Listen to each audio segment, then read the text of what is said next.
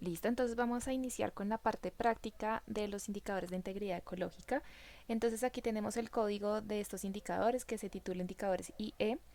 Y pues vamos a hacer la misma dinámica que en el anterior código, entonces yo iré explicando cada parte del código de manera muy general para que ustedes puedan entender un poco más qué es lo que se está realizando en el código. Bueno, entonces inicialmente hacemos lo que les venía mencionando en los videos pasados. Aquí instalamos los paquetes. Si no tenemos instalados los paquetes, le quitamos el numeral para poderlos instalar y le damos en esta parte correr donde nos va a instalar los paquetes si no los tenemos. Nos va a cargar esos paquetes y le vamos a decir que nos defina el directorio de trabajo, que en mi caso es este directorio de trabajo. Si tienen un directorio de trabajo diferente, tienen que copiar la ruta que se encuentra en su computador, copiarla tal cual en este punto, pues para que se pueda establecer su directorio de trabajo acorde a su computador. Igualmente, si requieren cambiar esta ruta de trabajo, pueden seleccionarla, digamos esta que es la mía, la seleccionan y le dan en la lupita y la cambian por su ruta de trabajo del computador. ¿Listo? Entonces yo ya corrí esta parte. Después lo que voy a hacer es importar los insumos, entonces le estoy diciendo que me traiga la información de coberturas de este predio, es lo mismo que en el de estado presión respuesta. Aquí también le digo lo mismo que en cuanto a los códigos Corinland Cover, que lleguen hasta nivel 3, lo corro, creo el archivo en formato raster, exactamente igual teniendo en cuenta los códigos de Corinland Cover de las coberturas para que me genere el raster. En algunos casos se demora en proyectar aquí el raster, en otras veces no lo muestra incompleto, no se preocupen. Vamos a continuar con la reclasificación y aquí sí hay un cambio en la matriz de reclasificación. Entonces aquí para esta reclasificación lo que hacemos es que, como les mencioné anteriormente, es importante que las coberturas naturales sean las únicas que se van a trabajar con estos indicadores de integridad ecológica. Las antrópicas no nos importan. Por eso aquí todos los códigos de las coberturas antrópicas van a ser reemplazados por ceros, por valores de cero, porque no nos interesan. Y los que no son, y las coberturas pues que son naturales, no van a tener ningún cambio, van a seguir siendo el mismo tipo de numeración. Entonces corremos esta parte para tener esa nueva reclasificación. Este raster también se nos va a guardar como un reclasificado para futuros análisis también que queramos realizar. Entonces, bueno, esperamos a que esta parte corra. Como podemos ver, ya tenemos los ceros, que son todas las coberturas antrópicas, y tenemos los códigos Corinland Cover de las coberturas normales. En este caso, pues como digamos en este ejemplo se manejaba hasta nivel 2, yo les dije que teníamos que manejarlo en un nivel homogéneo. Aquí lo que yo hice fue que todos aquellos que estuvieran en categoría 3 quedaran en categoría 2. O sea, quedaran reemplazados por los de categoría 2 para que manejáramos un mismo sistema de un mismo nivel, es decir, solo nivel 2. Sin embargo, para los que son de nivel 3, hay en algunas ocasiones donde llegan hasta nivel 3, entonces toda esta parte la omitiríamos ya que quedarían con el mismo código que vienen del raster. ¿Listo? Bueno, entonces ya reclasificamos y ahora lo que vamos a hacer es vamos a ir calculando indicador por indicador. En esta primera parte vamos a calcular lo que es el número de unidades espaciales naturales o de tipos de cobertura, la extensión y la proporción, que hacen alusión al atributo de heterogeneidad. Entonces corremos esta parte. Cuando lo corremos nos va a aparecer un archivo que se llama clase área, clase área. Lo abrimos y aquí ya nos va a mostrar nuestros tres principales indicadores. Entonces el primero que nos va a mostrar es el de extensión. Entonces aquí tenemos cada tipo de cobertura, cuál es la extensión que tiene en todo el predio. También nos muestra el otro indicador que es la proporción, que es esta. Y en cuanto al número de unidades espaciales naturales, con simplemente observar el número de filas que tengamos ya nos puede indicar cuántos son. En este caso serían dos, que son bosque y áreas con vegetación herbácea y o arbustiva. Sin embargo, el código también por defecto arroja el número de unidades espaciales naturales que nos lo muestra acá. Entonces aquí en clase área nos dice que hay dos tipos de coberturas presentes en el predio. Aquí ya tenemos los tres indicadores principales de heterogeneidad, el atributo de heterogeneidad. Ahora vamos con el siguiente que tiene que ver con el de configuración espacial, con el tema de número de parches y el tema del fragmento más grande. Lo corremos y nos va a generar un archivo que se va a llamar parche área. Este parche área, entonces cuando lo abrimos, nos va a mostrar para cada tipo de cobertura cuántos parches hay. Entonces, en este caso tenemos de bosque solo un parche y de áreas con vegetación herbácea o arbustiva tenemos 3 parches. Nos muestra el área de cada uno y pues aquí digamos que si nosotros, como esto nos da en formato .csv, podemos filtrar por el tamaño más grande, ahí ya nos lo puede indicar, y también nos puede hacer un conteo de cuántos parches tenemos. Sin embargo, esto es a nivel de predio, pero cuando lo vamos a aplicar a nivel de paisaje ampliado, digamos, toda esta tabla va a estar conformada por muchísimas filas, lo cual nos va a dificultar el proceso de contar cuántos parches conforman cada tipo de cobertura. Y pues también puede que en un predio se cuente con bastantes parches, lo cual va a ser más tedioso contar estos parches. Por ello, generamos unos nuevos, como unas salidas más específicas. Entonces, por ejemplo, tenemos num parches, que nos indica el número de parches por cada tipo de cobertura. De una manera más resumida, en este caso, el bosque tiene solo un parche y áreas con vegetación herbácea o arbustiva tiene 3 parches. Y también generamos uno que nos indica el tamaño más grande, que es este que se llama parche max, que nos muestra para cada tipo de cobertura cuál es el parche con el tamaño más grande dentro del predio. En el caso de bosque, como solo tenemos un parche, pues nos va a marcar el único tamaño que se tiene. Y en el caso de áreas con vegetación herbácea o arbustiva teníamos 3 parches. Y de esos 3 parches, el parche con mayor extensión cuenta con una extensión de 1.39 hectáreas. Entonces, aquí tenemos ya otro de los 2 indicadores que mencionamos en la parte teórica. Continuamos y ahora proseguimos a calcular el área núcleo efectiva, que esta también hace parte del atributo de configuración espacial. Lo corremos, nos va a salir este nuevo archivo que se llama núcleo área, lo abrimos y aquí nos va a indicar el área núcleo para cada tipo de cobertura, teniendo en cuenta que el área núcleo es a partir de una distancia de un píxel, que es este que se muestra acá. Y por último vamos a calcular el único indicador que se tiene para la continuidad, que es el de distancia euclidiana. Entonces lo corremos y nos va a aparecer uno que se llama disEuc. Cuando lo abrimos nos aparece que para bosque no se tiene distancia euclidiana y para áreas con vegetación herbácea o arbustiva se tiene 132.38 metros. Pero bueno, ¿por qué el de bosque no tiene? Básicamente el de bosque no tiene porque solamente hay un parche. Entonces si solo se tiene un parche no hay una distancia, un vecino más cercano que se tenga porque no hay más parches con que compartir esa distancia.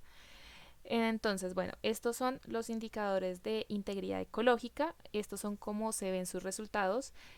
Como les mencioné anteriormente, también se va a tener una carpeta donde se muestren los reclasificados. Los resultados se van a mostrar de la siguiente manera. Entonces, en mi caso, yo ya tengo calculados estos indicadores para un momento, que son estos que dicen PI y E.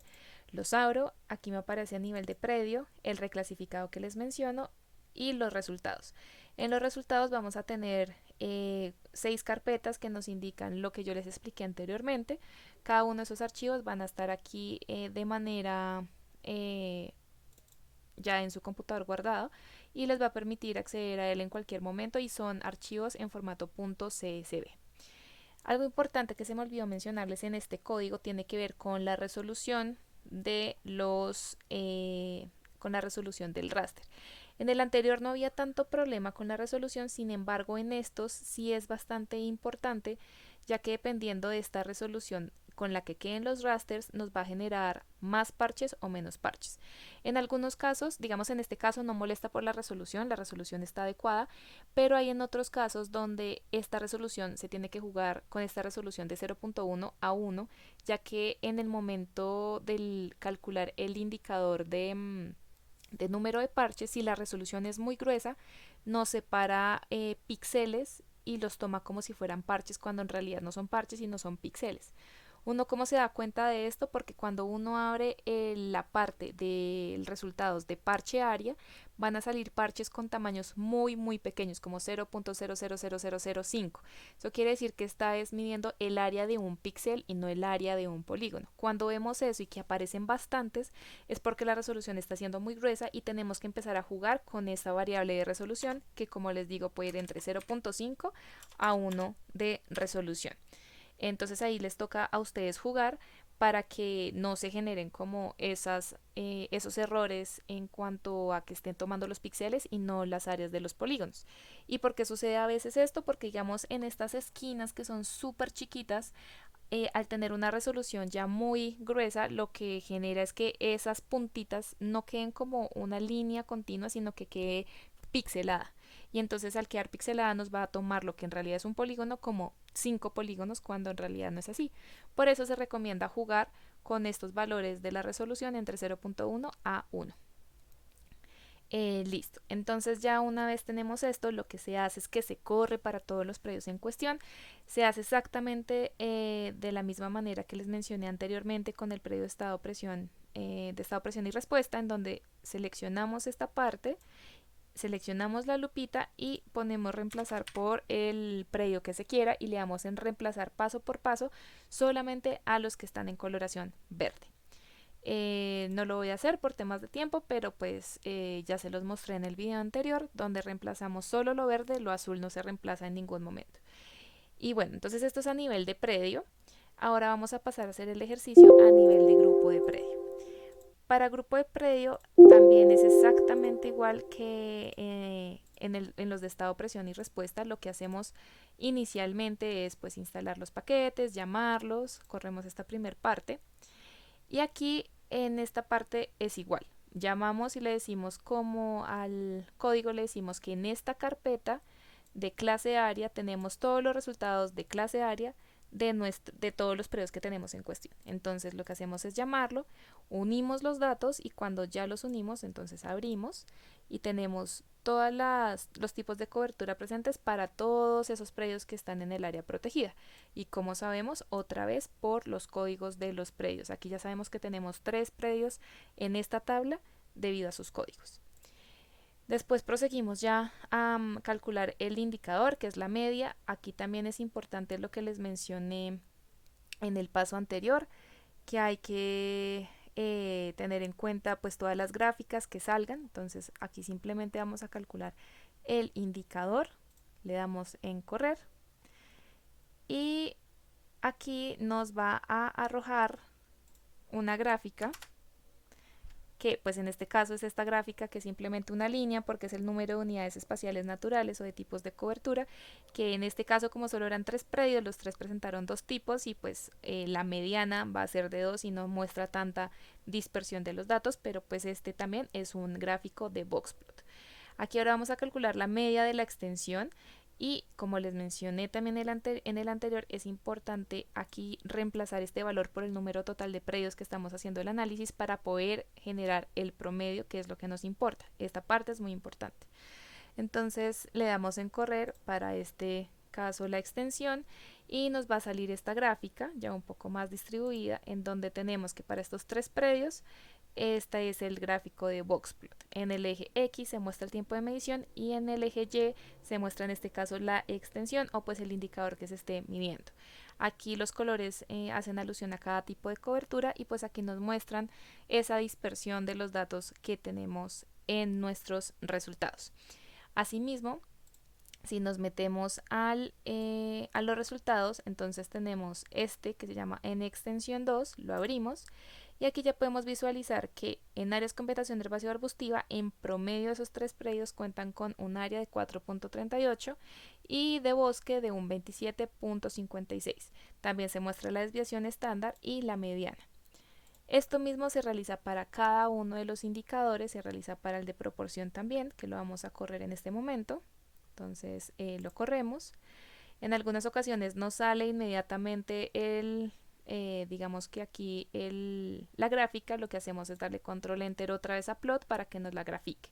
Aquí ya no vemos la extensión, sino la proporción y hacemos este mismo procedimiento con todos los indicadores. En este caso, digamos aquí tenemos que generar y llamar de otra carpeta porque los vamos a llamar de la carpeta de parche área para los resultados que tienen que ver con parche.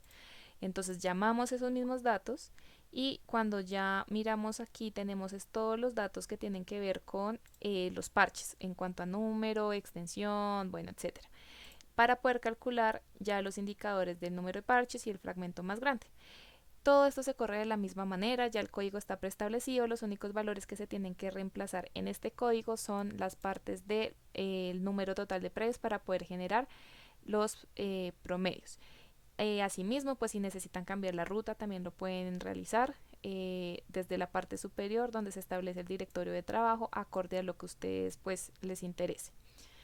Y al igual que los anteriores, entonces estos también van a contar con una carpeta propia de resultados donde se tiene el grupo y aquí ya se tiene en una sola agrupado todos los resultados de los promedios de cada uno de los indicadores junto con su boxplot para poder tener una interpretación más completa.